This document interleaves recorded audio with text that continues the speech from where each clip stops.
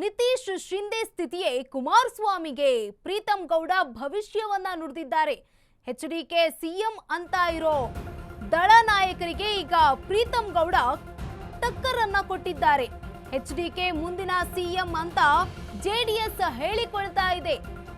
ಈ ಮಧ್ಯ ನನ್ನ ಮನಸ್ಸಿನ ಇಚ್ಛೆಯನ್ನ ಸಾರ್ವಜನಿಕವಾಗಿ ಹೇಳಿದ್ರೆ ಸರಿಯಾಗಲ್ಲ, ಆದ್ರೆ ಎನ್ಡಿಎ ಸರ್ಕಾರದಲ್ಲಿ ಸಿಎಂ ಆಗ್ತಾರೆ, ಅದು ಯಾರು ಅಂತ ಗೊತ್ತಿಲ್ಲ ಅಂತ ಪ್ರೀತಂ ಗೌಡ ಹೇಳಿಕೆಯನ್ನ ನೀಡಿದ್ದಾರೆ. ಇದು ಏನೇ ಇದ್ರೂ ಅವತ್ತಿನ ದಿನದಲ್ಲಿ ತೀರ್ಮಾನ ಆಗುತ್ತೆ. ಮಹಾರಾಷ್ಟ್ರದಲ್ಲಿ ದೇವೇಂದ್ರ ಫಡ್ನವೀಸ್ ಅವರು ಆದ ಹಾಗೆ ಬಿಹಾರದಲ್ಲಿ ಸಾಮ್ರಾಟ್ ಚೌಧರಿ ಸಿಎಂ ಆದ ರೀತಿಯಲ್ಲಿಯೇ ಕರ್ನಾಟಕದಲ್ಲೂ ಕೂಡ ಒಬ್ಬ ಮುಖ್ಯಮಂತ್ರಿ ಆಗ್ತಾರೆ. ಸ್ಫೋಟಕ ಭವಿಷ್ಯ ನುಡಿದ ಬಿಜೆಪಿ ಪ್ರಧಾನ ಕಾರ್ಯದರ್ಶಿ ಪ್ರೀತಂ ಗೌಡ. ಅಂದ್ರೆ ಇಲ್ಲಿ ಎನ್ಡಿಎ ಸರ್ಕಾರ ಬಂದ್ರೆ ಎಚ್ಡಿಕೆ ಸಿಎಂ ಆಗಬಹುದು, ಆದ್ರೆ ಇವರು ಹೆಚ್ಚು ದಿನ ಮುಖ್ಯಮಂತ್ರಿ ಸ್ಥಾನದಲ್ಲಿ ಇರಲ್ಲ. ಮಹಾರಾಷ್ಟ್ರದಲ್ಲಿ ಏಕನಾಥ್ ಶಿಂದೆ ಕೆಲವು ದಿನ ಸಿಎಂ ಆದಂತೆ, ಬಿಹಾರದಲ್ಲಿ ನಿತೀಶ್ ಕುಮಾರ್ ಕೆಲವೇ ದಿನಗಳ ಕಾಲ ಸಿಎಂ ಆಗಿದ್ರು. ಇಲ್ಲಿಯೂ ಕೂಡ ಕುಮಾರಸ್ವಾಮಿ ಕೆಲವು ದಿನದ ಸಿಎಂ ಆಗಿರಬಹುದು ಅಷ್ಟೇ. ಮಹಾರಾಷ್ಟ್ರ ಬಿಹಾರ ಸೂತ್ರವೇ ಕರ್ನಾಟಕಕ್ಕೂ ಅನ್ವಯ ಆಗಲಿದೆ, ಹೀಗಂತ ಹೇಳಯೇ ಬಿಟ್ರು ಬಿಜೆಪಿಯ ಪ್ರೀತಂ ಗೌಡ. ದೋಸ್ತಿ ಪಾಳಯದಲ್ಲಿ ಸಂಚಲನ ಮೂಡಿಸಿದೆ ಪ್ರೀತಂ ಗೌಡ ಅವರ ಮಾತು. ನಿತೀಶ್ ಶಿಂದೆಯ ಸ್ಥಿತಿಯೇ ಕುಮಾರಸ್ವಾಮಿ ಅವರಿಗೂ ಬರುತ್ತಾ? ಪ್ರೀತಂ ಗೌಡ ಅವರ ಭವಿಷ್ಯ ಇದು. ಎಚ್ಡಿಕೆ ಸಿಎಂ ಅಂತ ಇದ್ದಾರೆ ಈಗಾಗಲೇ ದಳದ ನಾಯಕರು. ಆ ಒಂದು ನಾಯಕರಿಗೆ ಪ್ರೀತಂ ಗೌಡ ಟಕ್ಕರನ್ನ ನೀಡಿದ್ದಾರೆ. ಎಚ್ಡಿಕೆ ಮುಂದಿನ ಸಿಎಂ ಅಂತ ಜೆಡಿಎಸ್ ಹೇಳಿಕೊಳ್ತಾ ಇದೆ. ನನ್ನ ಮನಸ್ಸಿನ ಇಚ್ಛೆ ನಾನು ಸಾರ್ವಜನಿಕವಾಗಿ ಹೇಳಿದ್ರೆ ಸರಿಯಾಗಲ್ಲ, ಆದ್ರೆ ಎನ್ಡಿಎ ಸರ್ಕಾರದಲ್ಲಿ ಸಿಎಂ ಆಗ್ತಾರೆ, ಅದು ಯಾರು ಅಂತ ಗೊತ್ತಿಲ್ಲ. ಇದು ಏನೇ ಇದ್ರೂ ಅವತ್ತಿನ ದಿನದಲ್ಲಿ ತೀರ್ಮಾನ ಆಗುತ್ತೆ. ಮಹಾರಾಷ್ಟ್ರದಲ್ಲಿ ದೇವೇಂದ್ರ ಫಡ್ನವೀಸ್ ಅವರು ಸಿಎಂ ಆದ ರೀತಿ, ಹಾಗೆ ಬಿಹಾರದಲ್ಲಿ ಸಾಮ್ರಾಟ್ ಚೌಧರಿ ಅವರು ಸಿಎಂ ಆದ ರೀತಿಯಲ್ಲಿಯೇ ಕರ್ನಾಟಕದಲ್ಲೂ ಕೂಡ ಒಬ್ರು ಮುಖ್ಯಮಂತ್ರಿ ಆಗ್ತಾರೆ ಅಂತ ಸ್ಫೋಟಕ ಭವಿಷ್ಯವನ್ನ ನುಡಿದಿದ್ದಾರೆ ಬಿಜೆಪಿಯ ಪ್ರಧಾನ ಕಾರ್ಯದರ್ಶಿ ಪ್ರೀತಂ ಗೌಡ ಅವರು.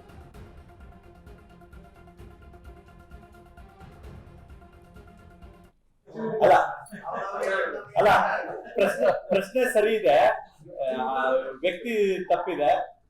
ಜೆಡಿಎಸ್ ನಾಯಕರುಗಳಿಗೆ ಕೇಳಿ, ಅವ್ರಿಗೆ ಕೇಂದ್ರದಲ್ಲಿ ಸರ್ಕಾರದಲ್ಲಿ ಮಂತ್ರಿ ಆಗಿದ್ದಾರೆ ಕುಮಾರಣ್ಣವರು, ನಮ್ಮ ಎನ್ಡಿಎ ನಾಯಕರು, ಅವ್ರು ಅದಕ್ಕೆ ಒಪ್ತಾರೋ ಇಲ್ಲೋ ಅನ್ನೋದು ನನಗೆ ಗೊತ್ತಿಲ್ಲ. ಬಹುಶಃ ಇದ್ದಾರೆ ಇರ್ಬೋದು, ಎನ್ಡಿಎ ನೇತೃತ್ವದಲ್ಲಿ ಸಿಎಂ ಆಗೇ ಆಗ್ತಾರೆ. ಯಾರು ಸಿಎಂ ಆಗ್ತಾರೆ ಅನ್ನೋಂಥದ್ದು ಅವತ್ತಿನ ದಿನ ತೀರ್ಮಾನ ಆಗುತ್ತೆ. ಮಹಾರಾಷ್ಟ್ರದಲ್ಲಿ ದೇವೇಂದ್ರ ಫಡ್ನವೀಸ್ ಆದ ರೀತಿಯಲ್ಲಿ, ಬಿಹಾರದಲ್ಲಿ ಸಾಮ್ರಾಟ್ ಚೌಧರಿ ಅವರ ಆದ ರೀತಿಯಲ್ಲಿ, ಕರ್ನಾಟಕದಲ್ಲೂ ಒಬ್ರು ಮುಖ್ಯಮಂತ್ರಿ ಆಗ್ತಾರೆ. ಕಾದ್ ನೋಡೋಣ. ನಿಖಿಲ್ ಅವರು ಯುವಕರಿದ್ದಾರೆ, ಅವ್ರ ಪಕ್ಷದ ಸಿದ್ಧಾಂತದ ಬಗ್ಗೆ ಮಾತಾಡಿದ್ದಾರೆ.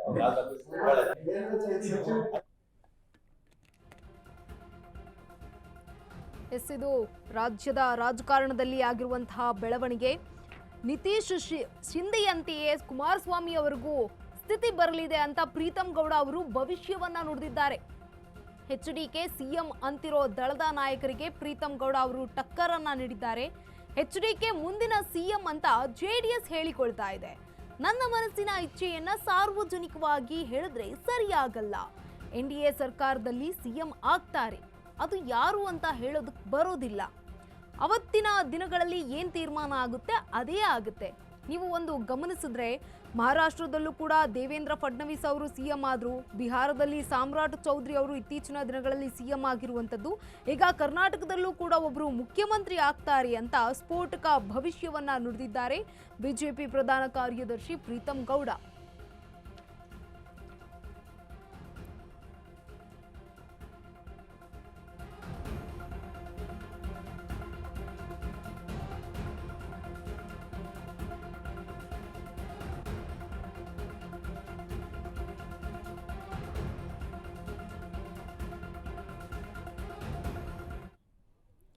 ಹಾಸನ ಬಿಜೆಪಿ ಜೆಡಿಎಸ್ನಲ್ಲಿ ಹೊಗೆಯಾಡ್ತಾ ಇದ್ದ ಭಿನ್ನಮತ ಈಗ ಸ್ಫೋಟಗೊಂಡಿದೆ.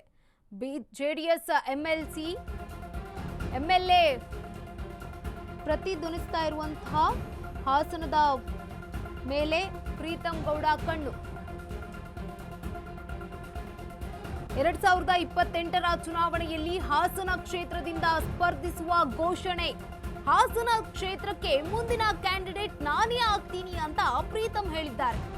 ಓಡಾಡೋರು ಓಡಾಡ್ಲಿ, ಸುಸ್ತಾಗಿ ನೀರು ಕುಡಿಯೋಕೆ ಕೂರ್ತಾರೆ. ನಾನು ರೇಸ್ನಿಂದ ನಿಧಾನವಾಗಿ ಓಡ್ತೀನಿ, ನನಗೆ ಟಿಕೆಟ್ ಸಿಗುತ್ತೆ ಅಂತ ವಿಶ್ವಾಸವನ್ನ ವ್ಯಕ್ತಪಡಿಸಿದ್ದಾರೆ. ಹಾಸನ ಕ್ಷೇತ್ರದ ಮುಂದಿನ ಕ್ಯಾಂಡಿಡೇಟ್ ನಾನೇ ಆಗಿರ್ತೀನಿ ಅಂತ ಬಿಜೆಪಿ ರಾಜ್ಯ ಪ್ರಧಾನ ಕಾರ್ಯದರ್ಶಿ ಪ್ರೀತಂ ಗೌಡ ವಿಶ್ವಾಸವನ್ನ ವ್ಯಕ್ತಪಡಿಸಿದ್ದಾರೆ. ಈ ಮೂಲಕ ಜೆಡಿಎಸ್ಗೆ ಸೆಡ್ಡು ಹೊಡೆದಿದ್ದಾರೆ ಬಿಜೆಪಿಯ ಪ್ರೀತಂ ಗೌಡ. ಹಾಸನ ಬಿಜೆಪಿ ಜೆಡಿಎಸ್ನಲ್ಲಿ ಹೊಗೆಯಾಡ್ತಾ ಇದ್ದಂತಹ ಭಿನ್ನಮತ ಇವತ್ತು ಸ್ಫೋಟಗೊಂಡಂತೆ ಕಾಣ್ತಾ ಇದೆ. ಜೆಡಿಎಸ್ ಎಂಎಲ್ಎ ಪ್ರತಿನಿಧಿಸ್ತಾ ಇರುವಂತಹ ಹಾಸನದ ಮೇಲೆ ಈಗ ಪ್ರೀತಂ ಕಣ್ಣನ್ನ ಇಟ್ಟಿದ್ದಾರೆ. 2028ರ ಚುನಾವಣೆಯಲ್ಲಿ ಹಾಸನ ಕ್ಷೇತ್ರದಿಂದ ಸ್ಪರ್ಧಿಸುವ ಘೋಷಣೆಯನ್ನ ಮಾಡಿಕೊಂಡಿದ್ದಾರೆ. ಹಾಸನ ಕ್ಷೇತ್ರಕ್ಕೆ ಮುಂದಿನ ಕ್ಯಾಂಡಿಡೇಟ್ ನಾನೇ ಆಗಿರ್ತೀನಿ ಅಂತ ಪ್ರೀತಂ ಹೇಳಿರುವಂತದ್ದು. ಓಡಾಡೋರು ಓಡಾಡ್ಲಿ, ಸುಸ್ತಾಗಿ ನೀರು ಕುಡಿಯೋಕೆ ಕೂರ್ತಾರೆ. ನಾನು ರೇಸ್ನಿಂದ ನಿಧಾನವಾಗಿ ಓಡ್ತೀನಿ, ನನಗೆ ಟಿಕೆಟ್ ಸಿಕ್ಕೇ ಸಿಗುತ್ತೆ. ನಾನು ಹಾಸನ ಕ್ಷೇತ್ರದ ಮುಂದಿನ ಕ್ಯಾಂಡಿಡೇಟ್ ಅಂತ ಪ್ರೀತಂ ಗೌಡ ವಿಶ್ವಾಸವನ್ನ ವ್ಯಕ್ತಪಡಿಸಿದ್ದಾರೆ. ಅವರು ಮನಸ್ಸಿನ ಇಚ್ಛೆಯನ್ನ ಅವ್ರು ಹೇಳ್ಕೊಂಡಿರ್ತಾರೆ. ನನ್ನ ಮನಸ್ಸಿನ ಇಚ್ಛೆಯನ್ನ ನಾನು ಸಾರ್ವಜನಿಕವಾಗಿ ಹೇಳಿದ್ರು ಪ್ರಧಾನ ಕಾರ್ಯದರ್ಶಿ ಹುದ್ದೆಗೆ ಗೌರವ ತರಲ್ಲ. ನಾನು ಗೌರವವನ್ನು ಕಾಪಾಡಿಕೊಂಡು ರಾಜಕಾರಣವನ್ನು ಮಾಡುವಂಥ ಅನಿವಾರ್ಯತೆ ಇದೆ. ಹಾಗಾಗಿ ನಾನು ತಾಳ್ಮೆಯಿಂದ ಇದ್ದೀನಿ. ನಾನು ಯಾವಾಗಲೂ ಹೇಳ್ತೀನಿ, marathon race politics 100 metres stint ಅಲ್ಲ ಅಂತ ಹೇಳಿ. 100 ಮೀಟರ್ಸ್ ಓಡೋರು ಓಡ್ಲಿ, ಸುಸ್ತಾಗಿ ನೀರು ಕುಡಿಯೋಕೆ ಕೂಡ್ತಾರೆ. ನಾನು ಮ್ಯಾರಥಾನ್ ರೇಸು ನಿಧಾನಕ್ಕೆ ಓಡ್ತೀನಿ. ಅದು ನಿಮ್ಮೆಲ್ಲರದು ಆಶೀರ್ವಾದ ಸಾಕ್ತಾರೆ. ಅವರು ಮನಸ್ಸಿನ ಇಚ್ಛೆಯನ್ನ ಅವ್ರು ಹೇಳ್ತಾರೆ.